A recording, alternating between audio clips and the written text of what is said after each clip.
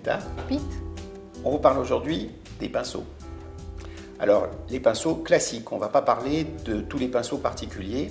Et puis, les pinceaux les plus importants feront l'objet de vidéos séparées où on rentrera vraiment dans le détail de l'utilisation de chacun de ces pinceaux.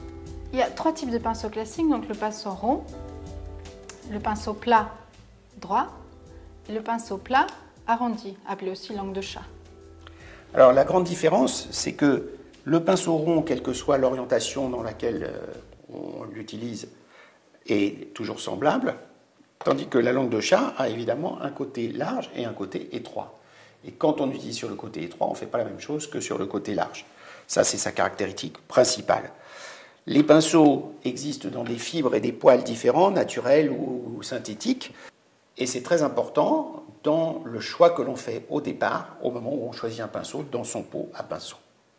Sans entrer dans le détail des pinceaux particuliers, juste pour vous donner un aperçu, parce qu'il y a des quantités, il y a des centaines de pinceaux différents. On a inventé des pinceaux pour peindre les feuillages des arbres, il y a des pinceaux pour faire des faux bois, il y a des tas de choses. Voilà quelques classiques que vous utiliserez probablement. Alors, tout d'abord, le spalter, qui est très bien pour passer des fonds. C'est un pinceau très large, très souple en général. Il existe jusqu'à des dimensions impressionnantes comme ça. Le traînard, un pinceau dont, comme vous le voyez, les poils ont une proportion par rapport à la virole très longue. Donc ces pinceaux sont faits pour faire des lignes d'égale largeur et de grande longueur. Ils se chargent de façon importante. Donc ils durent longtemps, on ne doit pas le recharger trop souvent. Alors certains pinceaux sont assez curieux, comme celui-ci. Oui, celui-ci, il est plat et coupé de biais, donc c'est pour faire certains détails bien particuliers.